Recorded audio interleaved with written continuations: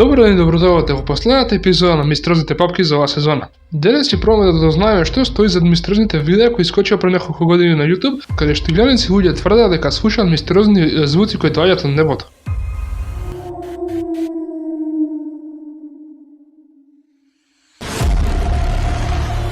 Во текот на изминатите 2 децении од различни делови во светот се појавува извештаи за чуден и вознемирувачки феномен. Луѓе опишуваат дека слушаат гласни метални и ехо звуци што доаѓаат од небото. Звуци што личат на труби заедно со звук на шкрипење на метал или некоја машина. Овие настани на интернетот стана познати како небесните труби, име што го одразува и самиот звук и речиси апокалиптични од тоа што луѓето често го поврзуваат со него.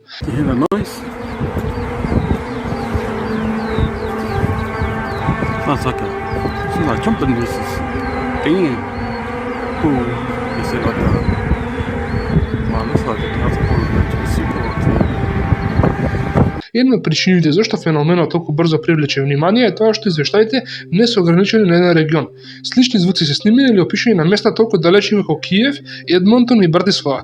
Многу од овие случаи звуците се појавуваат одеднаш. Трае неколку минути, а потоа исчезнуваат без јасен извор. Луѓето што ги слушнале честопат опишуваат чувство дека звукот не доаѓа од одредена насока, туку од озгора или секаде околу нив. Овој недостаток на јасна точка на потекот го прави искуството потешко за толкување, а за некои повознемирувачко.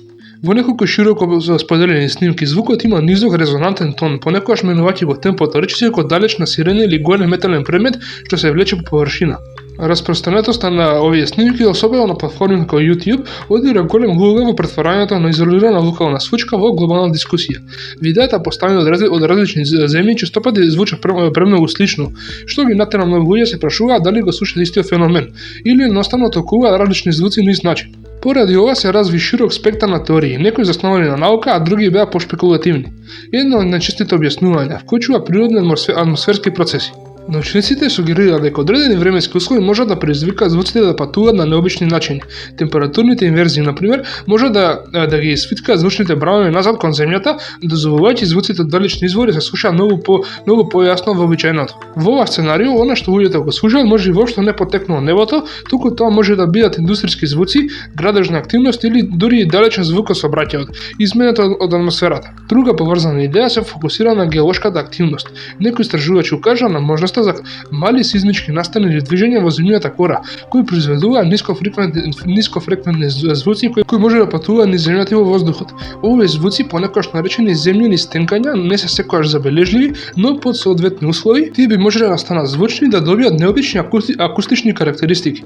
Постои можност барем некои од снимките се поврзани со човеково создадени извори. Големите индустријски структури како што се метални мостови, фабричка опрема или системи за вентилација може да произведат длабоки резонантни звуци, особено кога се под влијание на ветер или промени во температурата. Во урбаните средини овие звуци може да одекнуваат меѓу зградите и да создадат впечаток дека доаѓаат од озгора, не од одредена локација.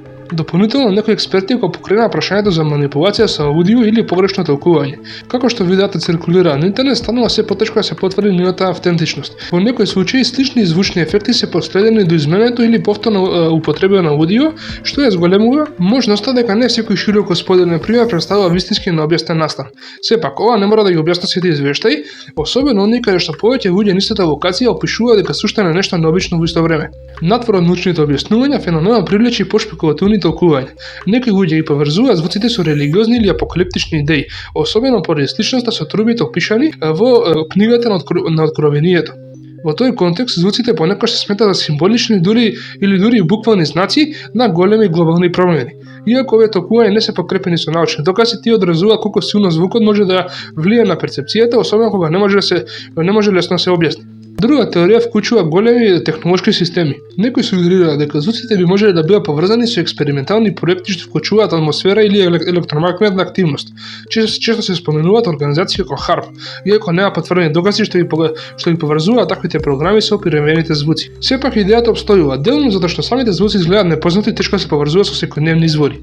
Психолошката перспектива разгледа како луѓето толкуваат двосмислени сензорни информации. Кога поединците слушаат звук што нема очигледен извор, мозокот се обидува да го поврзе со нешто препознатливо. Во овој случај споредбата со труби или метално зуење може да биде начин да се опише нешто што е всушност посложено или помалку дефинирано. Откако одредена интерпретација ќе стане широко распространета, особено на социјалните мрежи, таа може да влијае на тоа како другите ги перцепираат сличните звуци во иднина. Она што го прави феноменот небесна труба особено интересен е тоа што се наоѓа на пресекот на повеќе фактори: услови на животната средина, човечка перцепција, технологија и брзо ширење на информации преку интернет. Секој пријавен настан може да има различно објаснување, дури ако самите звуци изгледаат слично. И покрај годините дискусија не постои единствен одговор што целосно го објаснува секој случај. Некои снимки може да се поврзат со препознатливи извори, додека други остануваат неизвестни поради недостатокот на јасни докази. Комбинацијата од реални ефекти врз животната средина, можна буча предизвикана од човекот и влијанието на оној медиумите го оттежнува одвојувањето на она што е познато од она што се претпоставува. На крај од мистеријата не е само во самите звуци, туку и во тоа како ти се доживуваат и толкуваат. Звук што може да изгледа обичен во еден контекст може да се почувствува сосема поинаку кој ќе се слушне без објаснување, особено ако изгледа дека доаѓа од небото. За сега така наречените небесни труби остануваат отворено прашање.